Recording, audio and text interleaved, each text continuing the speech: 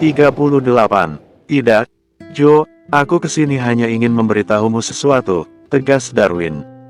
Memberitahu apa? Joanna terlihat cemas. Aku akan menikah. Perkataan Darwin bagai petir yang menyambar di siang bolong. Menikah? Iya, sudah lama aku dijodohkan oleh kedua orang tuaku. Namun aku selalu saja menolak karena masih mengharapkanmu. Namun hari ini aku merasa telah menemukan jawabannya. Kamu yakin? Joanna seakan tidak percaya dengan apa yang diucapkan Darwin. Iya, Jo, aku sudah yakin. Darwin menghela napas berat lalu melanjutkan kata-katanya. Jagalah dirimu baik-baik, mungkin setelah ini aku tidak akan lagi bisa ada di sampingmu. Darwin tertunduk lalu membalikkan badannya. Darwin berjalan pelan meninggalkan Joanna yang masih mematung dengan tatapan tidak percaya. Ditinggalkan Darwin untuk kedua kalinya, bahkan kali ini Joanna harus merelakan lelaki itu menikah dengan wanita lain. Ingin rasanya Joanna berteriak menghentikan langkah Darwin. Namun semua itu terasa berat dan tertahan di tenggorokannya. Sebegitu beratkah semua ujian hidupku? Gumam Joanna yang masih mematung memandangi kepergian Darwin hingga wujudnya tidak terlihat lagi. Sementara itu, Elang berjalan menuju rooftop hotel. Ia berjalan mendekati pagar pembatas lalu melihat kerlap-kerlip kota di bawah sana. Kenapa aku tidak rela melepaskannya? Teriak Elang seolah meluapkan seluruh isi hatinya. Air matanya mulai menetes. Dengan cepat jari tangannya mengusap air mata yang terus menetes dari ujung matanya. Beberapa kali Elang menunjukkan kepalan tangannya pada pagar tembok, darah segar mulai menetes dari punggung tangannya. Namun Elang tidak menggubrisnya, dia tetap saja memukulkan tangannya hingga rasa perih menyerang punggung tangannya. Aku tidak bisa seperti ini, gumam Elang. Elang berlari menuju ujung rooftop lalu menaiki lift menuju kamarnya. Darah di tangannya sudah mulai mengering, namun Elang tak menghiraukan rasa sakit yang ia rasakan. Ia langsung menghempaskan tubuhnya di atas tempat tidur. Butiran air mata masih terus keluar dari ujung matanya, menangisi perasaannya sendiri. Perasaan yang tidak dia sadari dan apa yang ia rasakan. Perlahan kedua matanya terpejam seiring dengan rasa lelah dan ngantuk yang menyerangnya. Elang mengerjapkan kedua matanya perlahan, hampir 1 jam dia terlelap. Rasa cemas mulai ia rasakan kembali tatkala ingatannya kembali mengingat Joanna. Jam menunjukkan pukul 1 dini hari, Elang segera mengambil jaket dan kunci mobil yang masih tergeletak di atas meja hotel. Ia keluar dari kamar hotel lalu berjalan menelusuri lorong hotel, menaiki lift hingga sampai di lobi hotel. Elang berjalan menuju parkiran, lalu mengemudikan mobilnya meninggalkan Red Hotel. Mobil Elang melaju dengan cepat memecah keheningan malam itu. Jalanan yang lenggang membuatnya lebih leluasa melajukan mobilnya tanpa harus mengatur batas kecepatannya. Pikirannya sedang kacau, namun kali ini dia hanya bisa mengatasinya sendiri tanpa ada Joanna di sampingnya. Sudah hampir 2 jam Elang mengemudikan mobilnya, hingga ia sampai di suatu tempat yang baru saja dia kunjungi. Elang menghentikan mobilnya di pinggir jalan. Deburan ombak pantai terdengar sangat jelas. Tempat yang baru saja dia datangi bersama Joanna tadi siang. Suasana di sana sudah sangat sepi, tidak nampak satu orang pun yang berkeliaran di sana, hanya ada beberapa warung tenda makanan yang masih buka. Elang berjalan menelusuri jalanan pinggir pantai hingga ia sampai di suatu tempat yang baru pertama kali dia kunjungi. Elang mengeluarkan gembok yang dia dapatkan dari penjual kaos tadi sore. Elang mengaitkan gembok itu bersama dengan gembok-gembok yang lainnya yang jumlahnya sudah tidak terhitung lagi. Kumpulan gembok yang menempel pada sebuah besi yang dibuat melingkar seperti gambar hati. Jika memang perkataan penjual kaos itu benar, Joanna pasti akan menjadi jodohku, gumam Elang sambil memandangi gembok yang sudah terkunci dengan kuat. Elang berjalan meninggalkan tempat itu, ia berjalan menuju pantai. Rasa takutnya perlahan menghilang seiring dengan rasa gelisah yang ia rasakan. Apakah aku mencintai Joanna? Teriak Elang, suaranya berlomba dengan gemuruh ombak yang semakin membesar. Jo, apakah kamu mencintaiku? Teriak Elang lagi. Seketika Elang menjatuhkan tubuhnya di atas pasir pantai, air matanya mulai pecah. Elang menangis sesenggukan. Hampir setengah jam Elang menundukkan kepalanya, menangisi sesuatu yang tidak dia mengerti. Matahari mulai menampakkan cahayanya, Elang segera bangun lalu melihat pancaran sinar matahari yang semakin lama semakin tampak jelas. Suasana pantai sudah mulai ramai, beberapa nelayan sudah mulai menelusuri ombak dengan perahu mereka. Elang mendekati deburan ombak, tangannya merobek saku celananya. Dia mengeluarkan kunci gembok lalu melemparkannya ke arah laut lalu terhempas bersama pergerakan ombak. "Jo, aku merindukanmu," ucap Elang sambil menyipitkan matanya melihat lautan luas di depannya. Elang mengeluarkan handphone dari saku celananya, tangannya dengan bertenaga melempar handphone yang masih ia genggam ke arah lautan lepas. "Selamat tinggal masa lalu," teriak Elang. Elang berpikir dengan cara itu dia bisa melupakan Joanna. Dia tak ingin rasa rindu mengingkari janjinya pada Joanna. Ia takut tak bisa menahan diri untuk menghubungi Joanna. Elang berjalan meninggalkan tempat itu menuju mobil yang terparkir di pinggir jalan. Elang mengemudikan mobilnya dengan cepat meninggalkan tempat itu. Hampir 2 jam dia mengemudikan mobilnya, hingga ia sampai depan rumah mewah milik kediaman orang tuanya. Satpam yang sudah tidak asing dengan mobil Elang langsung menghampiri Elang dan menyapanya dengan hormat. Seketika pintu gerbang terbuka secara otomatis setelah satpam tersebut menekan remote yang dipegangnya. Elang memarkirkan mobilnya, lalu turun menuju rumah mewah yang sudah lama tidak ia tinggali. "Sayang," suara Mami Ambar terdengar jelas dari dalam rumah. Wanita modis itu berlari menghampiri anak bungsunya. Mami Ambar langsung memeluk tubuh tinggi putih di depannya. "Mami yakin kamu akan pulang, Nak." Suara harum Mami Ambar terdengar sangat jelas. Elang hanya terdiam ketika rangkulan tangan Mami Ambar semakin erat melingkar di tubuhnya. Setelah Mami Ambar melepaskan pelukannya, dia fokuskan pandangannya pada penampilan Elang yang terlihat sangat kusut. "Kamu dari mana?" tanya Mami Ambar. Rasa penasaran terpancar jelas di wajahnya. Elang hanya tertunduk tanpa menjawab pertanyaan Mami Ambar. "Sebaiknya kamu mandi dulu, setelah itu ikut sarapan pagi bersama Papi, Rangga dan Miranda. Mami kangen suasana seperti dulu." Raut wajah sedih terlihat dari wajah Mami Ambar. Dia pun tak ingin membahas terlalu jauh mengenai penampilan Elang pagi itu. Dia tak ingin merusak mood Elang yang baru saja pulang ke rumahnya. "Setiap hari kamarmu selalu dibersihkan, jadi kamu bisa kapan saja menggunakan kamarmu kembali," ucap Mami Ambar. Elang hanya menatap dalam mata Mami Ambar. Wanita yang selalu saja perhatian dan tidak mengecualikan keberadaannya. "Cepat mandilah," perintah Mami Ambar lagi. Elang hanya mengangguk lalu meninggalkan Mami Ambar. Langkah kakinya perlahan menaiki anak tangga menuju lantai 2, tepat kamarnya berada. Kamar Rangga bersebelahan dengan kamar Elang. Elang berharap tidak akan bertemu dengan Rangga ataupun Miranda di sana. Bersambung 39. Elang berjalan menuruni anak tangga setelah selesai mandi dan berganti pakaian di kamarnya. Langkahnya terasa berat ketika ia harus berjalan menemui papinya, Rangga dan juga Miranda. Elang menghela napas berat, kemudian memantapkan langkahnya menuju ruang makan. Semua mata tertuju pada Elang yang baru saja datang dari arah pintu masuk ruang makan. "Duduklah di sini, Elang," perintah Mami Ambar sambil menunjuk kursi kosong di sebelahnya. Elang hanya mengangguk tanpa berkata apapun. Kini ia telah duduk di samping Mami Ambar dan berhadapan dengan Rangga dan Miranda. Rasa canggung mulai tercipta di ruang makan. Tak ada yang berkomentar apapun dengan kehadiran Elang. Begitupun dengan Papi Harjaya yang masih duduk terdiam di kursi utama, menghadap semua orang yang sedang makan di meja makan tersebut. "Sebaiknya kita makan dulu," perintah Mami Ambar, mencairkan suasana tegang di ruangan itu. Semua orang di ruangan itu mengalihkan pandangannya pada makanan di depannya tanpa berkata apa-apa. Mereka menyantap makanannya masing-masing dengan serius. Hingga mereka menyelesaikan sarapan pagi yang terasa sangat berbeda dari biasanya. "Aku akan pergi ke luar negeri," ucap Elang tiba-tiba. Semua mata tertuju pada Elang yang masih mengarahkan tatapannya pada piring kosong di depannya. "Maksud kamu apa, Elang?"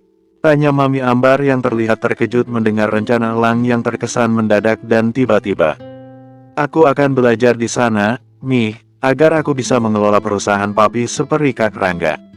Elang menoleh Rangga dengan sinis. Rangga masih memandangi Elang dengan tatapan tajam tanpa berkomentar apapun. "Kamu sudah yakin dengan keputusanmu?" Pertanyaan Papi Harjaya terdengar datar. "Iya, Pi. Aku ingin menjadi manusia berguna seperti yang Papi harapkan," tutur Elang. "Ya sudah, jika itu keputusanmu, kapan kamu akan berangkat?" tanya Papi Harjaya tanpa ada ekspresi cemas ataupun khawatir mendengar keputusan Elang. "Rencananya sore ini aku akan berangkat, jawab Elang singkat. Tapi, setelah Mami Ambar dia seakan belum merelakan rencana kepergian Elang. Biarkan Elang mandiri, sudah saatnya dia menentukan hidupnya sendiri, ucap Papi Harjaya. Tetap saja Mami khawatir, Elang berada jauh dari pantauan kita, Pi. Apalagi di negara orang. Mami Ambar semakin terlihat gelisah. Mami tidak usah khawatir, aku bisa menjaga diri dengan baik. Elang menatap dalam mata Mami Ambar, dia ingin meyakinkan Mami Ambar agar tidak khawatir yang terlalu berlebihan. Tapi kamu harus janji, harus sering-sering menghubungi Mami. Mami Ambar tertunduk sedih. Tentu, Mi. Ingat, Elang, negara orang tidak sama dengan negara kita, sebaiknya kamu hati-hati di sana. Belajarlah dengan benar karena kamu tidak akan hidup selamanya menjadi parasit di keluarga ini. Nasihat Rangga sungguh mengobarkan kekesalan di hati Elang. Elang menatap tajam mata Rangga di depannya. Aku tidak butuh nasihatmu, kamu selalu saja merendahkanku, ucap Elang dengan kesal. Sudahlah, sebaiknya kamu berangkat ke kantor sekarang Rangga. Perintah Papi Harjaya melerai perselisihan Elang dan Rangga yang sudah mulai memanas. Rangga berdiri dengan kesal, Miranda hanya terdiam. Dia mengikuti langkah Rangga yang mulai meninggalkan ruang makan. Jangan kamu kecewakan Papi lagi, Elang. Papai Harjaya menghunuskan tatapannya pada Elang, setelah itu ia pergi dari ruang makan menuju kantor tempatnya bekerja. Kamu yakin ingin meninggalkan, Mami? Suara Mami Ambar terdengar serak setelah air matanya mulai menetes. Aku hanya tinggal sementara di sana Mi, aku hanya ingin belajar bisnis lebih dalam lagi, tutur Elang yang masih teguh dengan pendiriannya. Di sini aja banyak tempat belajar yang bagus tanpa kamu harus keluar negeri. Mami Ambar masih berharap Elang akan membatalkan semua rencananya. Tolong Mi, jangan perlakukan aku seperti anak kecil lagi. Ucapan Elang sontak membuat Mami Ambar terdiam. Dia juga sadar selama ini dia masih menganggap Elang anak bungsu yang manja, bahkan masih dia perlakukan seperti anak kecil. Maafkan Mami, Mami hanya khawatir. Mami Ambar masih menangisi Elang di depannya. Mami harus percaya padaku jika aku akan baik-baik saja di sana. Mami cukup mendoakanku saja. Elang menggenggam tangan Mami Ambar. Mami Ambar hanya menganggukkan kepalanya pelan, wajahnya masih dipenuhi air mata. Kamu tinggal di hotel saja, Mami merasa kehilangan apalagi jika kamu pergi ke luar negeri. Ucapan memelas itu masih keluar dari mulut Mami Ambar. Elang memeluk maminya dengan erat. Izinkan aku pergi ya, Mi, ucap Elang di sela-sela pelukannya. Mami Ambar kembali menganggukkan kepalanya. Aku akan ke hotel sekarang, membereskan semua barang-barangku, ucap Elang setelah dia melepaskan pelukannya. Bagaimana dengan dokumen kamu? Sudah aku siapkan Mi, jawab Elang tanpa ragu. Elang pergi ke hotel pagi itu, dia bersiap untuk membereskan barang-barangnya yang masih ada di sana. 2 koper besar telah terisi penuh, Elang segera bergegas keluar kamar hotel lalu berjalan menelusuri lorong kamar hotel menuju lift. Elang, panggil seseorang dari belakangnya. Elang menoleh suara yang memanggilnya. Lalu membalikkan badannya menghadap orang yang sedari tadi mengikuti langkahnya dari belakang. Kamu benar-benar mau pergi ke luar negeri? Tanya Miranda yang terlihat cemas. Apa yang kamu lakukan di sini? Elang terlihat gelisah, dia takut kesalahpahaman itu terjadi lagi pada Rangga dan juga dirinya. Jawab pertanyaanku, apakah kamu benar-benar akan pergi ke luar negeri? Suara Miranda semakin meninggi. Cukup Miranda, tolong jangan lagi kamu mengusik kehidupan pribadiku, semua sudah berakhir, begitupun dengan semua yang menyangkut kita berdua. Elang semakin emosi, dia segera menarik 2 koper yang masih ia genggam. Langkahnya semakin cepat, meninggalkan Miranda yang masih berdiri memandanginya. Aku hanya mengkhawatirkanmu, Elang, teriak Miranda. Namun teriakan Miranda tidak menghentikan langkah Elang. Elang terus saja berjalan hingga ia memasuki lift menuju lobi hotel. Pak, kenapa tidak memberitahu kami jika Anda akan keluar dari kamar hotel hari ini? Seorang pegawai hotel menghampiri Elang yang masih sibuk menarik 2 koper besar di tangganya. Tidak apa-apa, saya bisa membawa koper sendiri. Kalian bisa bekerja tanpa terganggu dengan kepulangan saya hari ini, jawab Elang sambil menghentikan langkahnya. Biar saya yang bawa kopernya, Pak. Pegawai hotel itu segera meraih koper yang masih digenggam Elang. Dia merasa tidak enak hati melihat Elang membawa 2 buah koper besar tanpa ia bantu sama sekali. Tidak, biar saya saja. Lagi pula saya tidak punya waktu banyak, saya harus segera pergi. Elang kembali mengambil kopernya lalu pergi sari sana. Elang segera memasukkan 2 kopernya ke dalam mobil yang sudah terparkir di parkiran hotel. Elang melajukan mobilnya meninggalkan Red Hotel, hotel milik keluarga yang paling dia favoritkan karena menyuguhkan pemandangan rooftop yang sangat indah di malam hari. Elang kembali menuju rumahnya untuk berpamitan pada Mami Ambar. Keputusannya sudah bulat, Elang ingin melupakan semua masa lalunya dengan berhijrah ke luar negeri. Bersambung 40. Joanna berjalan menelusuri trotoar, tak ada tujuan dari arah langkahnya. Semua masalah yang dia hadapi membuat pikirannya kacau. Dunia dan orang-orang seolah meninggalkannya, membiarkannya dalam keterpurukan hidup yang tiada akhir. Debu jalanan dan bisingnya knalpot kendaraan tak membuatnya terusik, untuk tetap melangkah menelusuri pinggiran jalan yang dia lewati. Seluruh tubuhnya terlihat lusuh, begitupun dengan wajah dan juga baju yang ia gunakan. Sudah hampir 2 jam lamanya Joanna berjalan, kakinya terasa sakit dan perih, entah karena lecet ataupun pegal karena berjalan terlalu jauh. Joanna menghentikan langkahnya di depan sebuah rumah mewah, rumah yang tidak asing, yang dulu sering dia datangi. Joanna hanya memandangi rumah besar di depannya itu tanpa berkata apapun. Nona, seorang satpam berjalan mendekati Joanna yang masih mematung di depan gerbang rumah mewah tersebut. Satpam itu sudah tidak asing dengan Joanna. Joanna masih terdiam. Wajahnya terlihat pucat, keringat membanjiri seluruh wajahnya. Nona Joanna, apakah Anda baik-baik saja? Tegur satpam yang memandanginya dengan teliti. Bruk, seketika tubuh Joanna ambruk membentur aspal, darah segar mulai keluar dari pelipisnya. Nona, teriak pas satpam dengan panik, tangannya menggoyangkan tubuh Joanna yang masih tengkurap di atas aspal. Satpam itu segera mengangkat tubuh Joanna dan membawanya masuk ke dalam rumah mewah tempatnya bekerja. Ya ampun, Jo, ini kenapa, Pak Arfi? Seorang wanita muda berlari dari arah rumah, ketika melihat satpam yang bekerja di rumahnya itu mengangkat tubuh Joanna, sahabatnya. Tadi Nona Joanna pingsan di depan pintu gerbang, Non. Ya sudah, bawa ke kamarku sekarang, Pak. Baik, Nona Mei. Satpam yang bernama Pak Arfi itu segera membawa Joanna ke kamar Meisara. Pak Arfi membaringkan tubuh Joanna di atas tempat tidur Meisara. Bapak boleh keluar, perintah Meisara. Pak Arfi hanya mengangguk lalu pergi dari kamar Meisara. Pak Arfi sudah mengenal Joanna sedari lama, ketika Meisara dan Joanna sama-sama kuliah di kampus dan jurusan yang sama. Walaupun beberapa tahun ini Joanna tak pernah lagi berkunjung ke rumah Meisara, namun lelaki parubaya itu masih mengingat Joanna dengan baik. Jo, bangunlah, panggil Meisara. Ia segera memeriksa tanda-tanda vital pada bagian tubuh Joanna.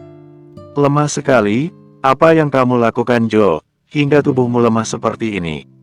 Meisara tampak cemas. Meisara mengambil kotak P3K untuk mengobati luka terbuka di pelipis Joanna karena benturan aspal ketika pingsan. Meisara segera berlari keluar rumah, menghampiri Pak Arfi yang masih berada di pos satpam. Pak, tolong belikan semua obat yang aku tulis di resep ini, ya. Meisara memberikan selembar resep pada Pak Arfi. Pakai motor aja, Pak. Biar cepat, belinya di apotek depan aja biar gak terlalu jauh. Cerocos Meisara tanpa memberikan Pak Arfi kesempatan untuk bicara. Baik, Nona Mei. Pak Arfi segera menerima selembar kertas yang disodorkan Meisara lalu mengambil motor di garasi menuju apotek yang tidak jauh dari sana. Meisara masih mondar-mandir menunggu kedatangan Pak Arfi di depan pintu gerbang. Jika dia ke kamar sekarang hanya akan membuang-buang waktu dan membuat tindakannya semakin lama. Jo, kamu ini ada-ada saja, gumam Meisara. Kecemasan masih tampak jelas di wajah Meisara. Bagaimanapun persahabatan keduanya terjalin sangat dekat, hingga Meisara sangat peduli pada Joanna, walaupun sifat Joanna tertutup dan selalu menolak setiap kali Meisara menawarkan bantuan untuknya. Meisara merogok saku celananya, dia menelepon seseorang. Kenapa Darwin tidak aktif sih? Gerutu Meisara sambil mematikan teleponnya.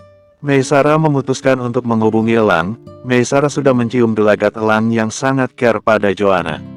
Walaupun dia tidak mengakuinya secara langsung, namun tindakan yang dia tunjukkan membuktikan jika dia ada perhatian lebih untuk Joanna. Ish, kenapa semua nomor handphonenya tidak aktif? Ketika aku butuhkan, tak ada yang nyaut satupun, gumam Meisara lagi dengan kesal. Rasa kesal Meisara teralihkan setelah melihat kedatangan Pak Arfi yang sudah memasuki gerbang rumahnya. Ini, Non, obat yang sesuai dengan pesanan Nona Mei. Pak Arfi memberikan kantong kresek putih dengan logo apotek tempat Pak Arfi membeli obat. Meisara segera meraih kantung kresek tersebut. Terima kasih ya, Pak. Meisara setengah berlari meninggalkan pos satpam menuju kamarnya. Dia melihat tubuh Joanna yang masih terkulai lemas, belum sadarkan diri. Lama banget sih, Jo. Pingsannya, ucap Meisara sambil tangannya sibuk menginfus tangan Joanna. Sepertinya kamu dehidrasi, Jo. Setelah selesai menginfus, Meisara langsung memasukkan beberapa obat melalui infusannya. Nada dering handphone terdengar jelas di saku celana Meisara, seseorang meneleponnya. Meisara segera berjalan menjauhi kamarnya, dia mengangkat telepon dari seseorang. Halo, Tante, ada apa? Meisara menyandarkan tubuhnya pada tembok di luar kamarnya. Tante menangis. Meisara tersentak, dia langsung mengangkat tubuhnya ke posisi tegak. Meisara hanya mendengar isak tangis dari balik teleponnya. Elang pergi ke luar negeri, Mei. Suara Tante Ambar terdengar serak dan bindeng. Apa? Kapan? Meisara semakin tersentak. Kabar yang tidak ia duga sebelumnya, dia tahu Elang bukan lelaki pemberani, bahkan sedari dulu dia enggan pergi ke luar negeri seperti kakaknya. Namun kabar tak disangka itu membuyarkan pikiran Meisara tentang Elang. Untuk liburan atau untuk apa, Tante? Meisara ingin memastikan kabar yang baru saja ia dengar tanpa salah persepsi. Untuk kuliah di sana, Tante takut Elang tidak akan kembali lagi ke sini. Isak tangis Tante Ambar semakin jelas terdengar di balik telepon Meisara. Tidak mungkin Elang tinggal di sana selamanya, pasti dia akan kembali, Tante. Meisara berusaha menenangkan hati Tante Ambar. Semoga saja, Mei. Kasihan dia, setelah putus dengan Miranda dia juga harus putus lagi dengan Joanna, pacar barunya. Meisara tersentak, beberapa pertanyaan mulai muncul di kepalanya. Apa mungkin Joanna pernah ada hubungan spesial dengan Elang? Ataukah Joanna seperti ini karena putus dengan Elang, dan Elang pun memutuskan pergi karena Joanna? Meisara masih mengira-ngira tentang hubungan Elang dan Joanna. Sekarang Elang di mana, Tante? Elang sudah pergi menuju bandara setengah jam yang lalu.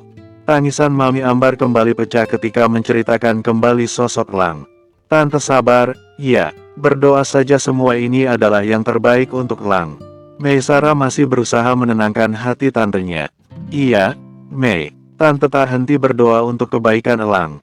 Udah dulu ya, Tante. Mei masih ada urusan, nanti Mei telepon Tante lagi, ya. Iya, Mei. Terima kasih karena kamu selalu mendengarkan cerita Tante. Setelah itu sambungan telepon mereka terputus. Meisara berjalan mendekati pintu kamarnya. Meisara menghela napas berat untuk masuk ke dalam kamarnya. Dia masih penasaran dengan hubungan Joanna dan Elang yang tidak ia ketahui. Bersambung.